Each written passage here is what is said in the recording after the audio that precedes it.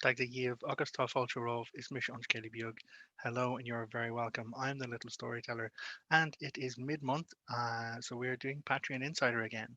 And because it's the mid of the month, it is the audio release. So, for those of my patrons who are following at that level, the monthly audio is available to you today, and it is called A Matter of Balance and Fulfillment. Um, I really enjoyed this story. Now, there are some stories that I really enjoy. There are some stories that I absolutely don't enjoy. Usually the ones where I have to do the hard work, and Dag's like, listen, you have to do the hard work, and that's just the way it is. Um, but this one I did actually enjoy, and because this one came as an inspiration from my community. So a while back, I did an Ask Me Anything within the community on my Instagram at Dagda, and someone posed the question: was there any connection from my opinion between the cauldrons of Posey and the cauldron of the Dagda? Now, at that time, I 100% hands up, fessed up, and said I had no idea about the cauldrons of Posey. It was a knowledge gap. It really was a knowledge gap, and I was happy to admit that, because it gave me an opportunity for research. It gave me an opportunity to go exploring and to kind of dig around in the lore, find out new things, and see where that led me. It was a really great experience. I actually wrote a blog post about it, and I'll link the blog post down in the description for you if you're interested. Um, but essentially, the Cauldrons of Posey is a poem. So it's supposed to be an ancient Irish poem that is a tribute to Amergin, Amergin known as Glúngal, who was the Olav na hÉireann, which was the poet or fella of Ireland.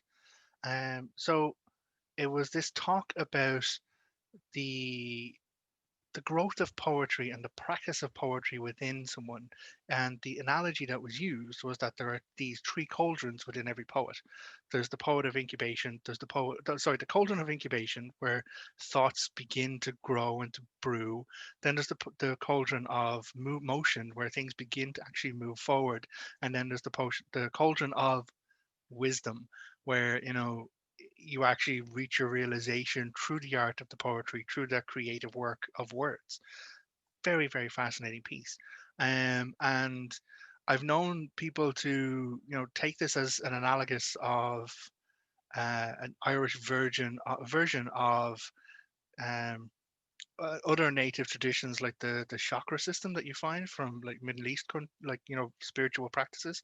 Now it's not. You're comparing apples to potatoes, which yeah, you're comparing two things that can't really be compared. But from a point of view of trying to find some baseline of communication and understanding to go forward, I could see where they were going with. But it is important to kind of look within the culture, within the lore, to get an understanding of what it is that you're really trying to dig down into. And so this kind of cultures of poesy led me on a fantastic kind of exploration between understanding more about Amergin, who is, as I said, this Olav Naharan, but Amergin is not Tuatha Dé Danann. Amergin comes later. Amergin is actually one of the sons of Mill, the Milesians, who is the last invasion to Ireland, according to Laura Gabála Éireann, the book of invasion, the book of taking of Ireland. Amergin, as their poet, features rather strongly in that segment of the story because it's by Amergin's will and word that they're able to overcome the mists that hide Ireland and are able to actually find Ireland in the first place.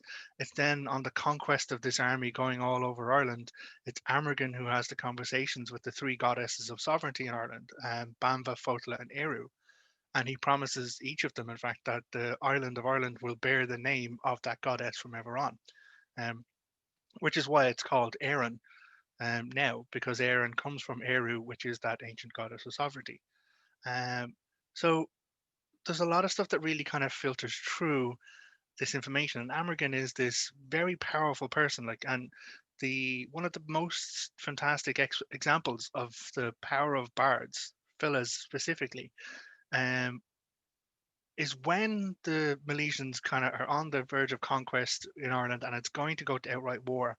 The three kings of Ireland at the time, who were actually the three grandsons of the Dagda, asked the Milesians to leave Ireland for a few days so that they can get their forces together and that the Milesians come back and it can be a fair fight. And this is kind of almost a mirror of the Firbolg and the Tuatha Dé Danann. When the Tuatha Dé Danann arrived, they tried to have a fair fight with the fur bullock. They actually arranged it on the battles of Mytura, the plains of Mytura, and they came together at an appointed time to actually decide it in an honourable battle. So they wanted to do the same thing with the Milesians, but the Milesians were known as this conquering army. They conquered all out of the Middle East, all up into like Spain. It was actually from Spain that one of the sons of Mill saw Ireland for the first time and thought, well, hey, we'll have a crack at that. Um, so it was known that they were a conquering army, and there would not be much that the Tuatha Dé Danann could do to stand against them. So when the Milesians left Ireland, the Tuatha Dé Danann called up their powers of sorcery and druidry and cast a storm out against the Milesian forces. And it was not to destroy them; it was just to keep them out of Ireland, just to keep them on the outside. But again, all the sons of Mill very concerned. This conquering army on their boats. Um, they're really kind of stuck.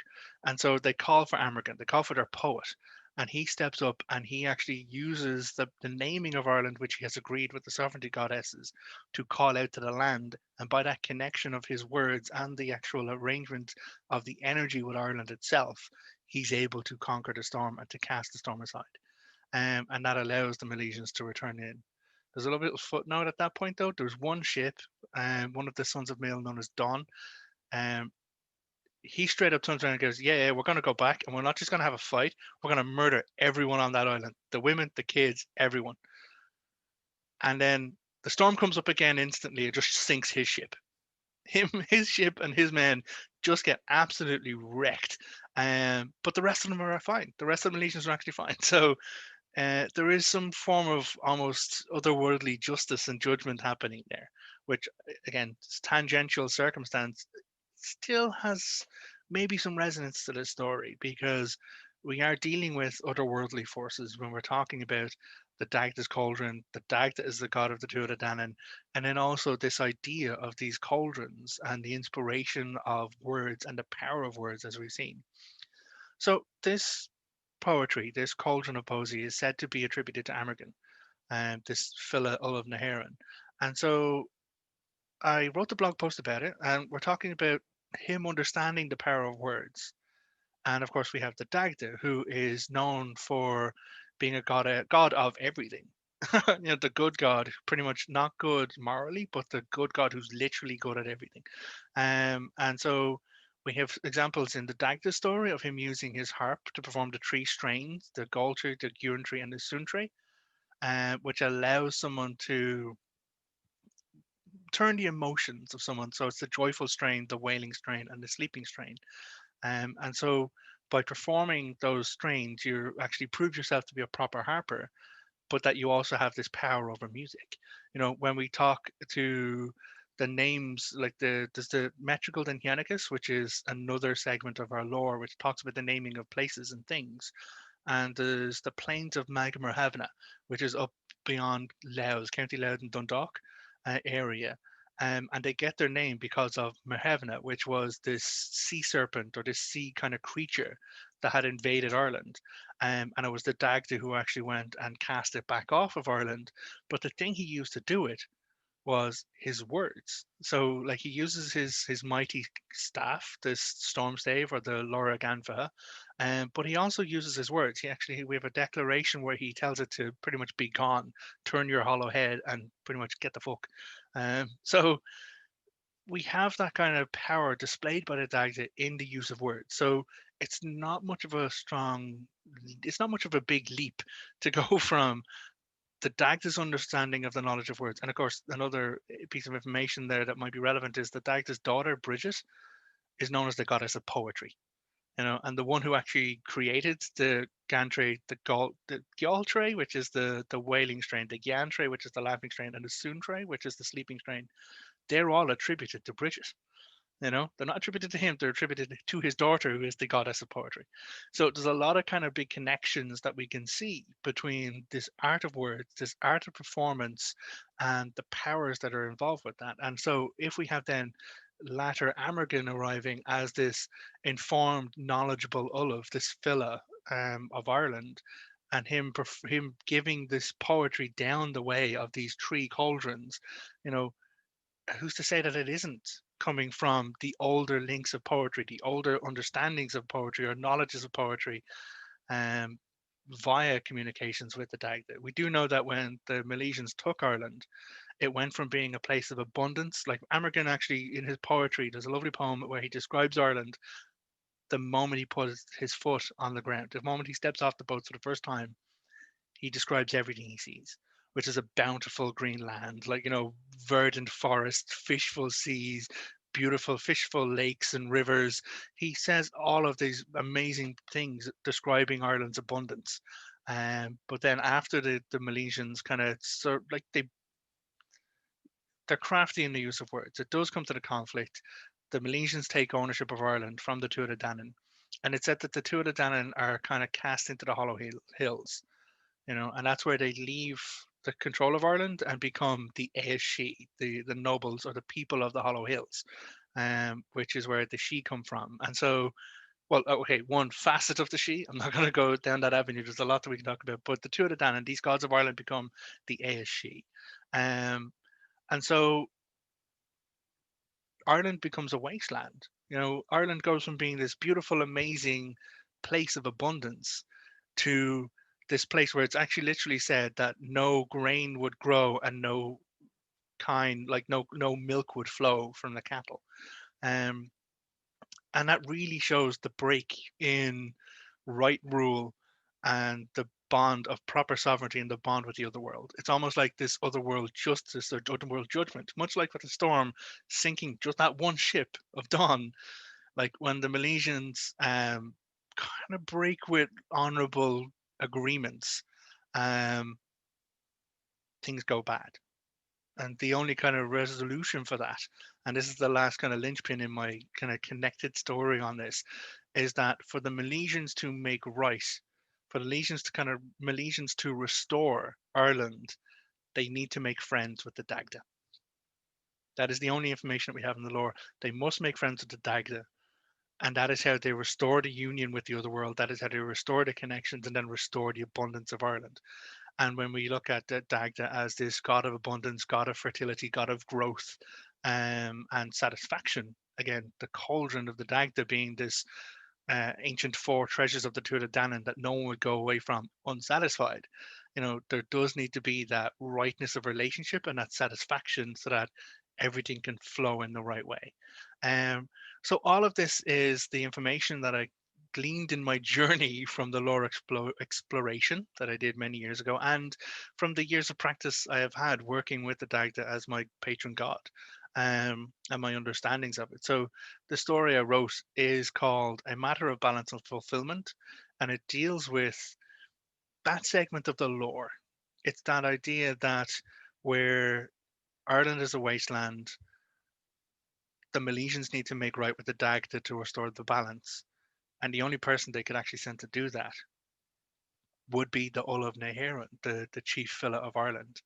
So we have seen Amergin in the lore go around all of these different goddesses of sovereignty to form the bond with Ireland. But in this story, he kind of needs to make right by that bond.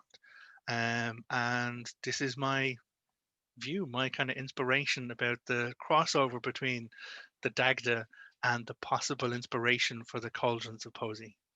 So I do hope you've enjoyed this. Thank you very, very much for being with me. As you can tell, it is something I'm very passionate about. This area of the lore, this exploration, like I have been doing this years, but being able to kind of get a question from my community, take myself off into like the rabbit hole of the lore to kind of dig it all out and to kind of take my perspectives outside of my own patterns and see what we can explore, see what we can know, see what we can, you know, understand, or even, even if it's not 100% actual factual circumstance. And that's what I actually say. Like, I cannot 100% say that Amergin learned about the three cauldrons from the Dagda.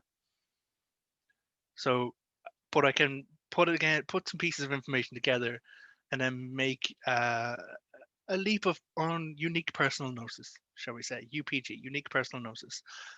So it's not fact. It's not 100%, exactly how things go, but that doesn't mean it's not true either, because truth is a matter of perspective.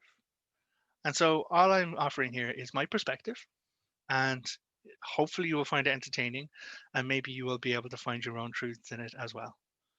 So I will again say thank you very, very much, Gurav Mila Mahagas, to all of my patrons supporting my work, to all of you who are just coming across this video and having a look, giving it a like or a thumbs up, or even just chasing into the blog post I write or anywhere else to see where you can find your own truths as well.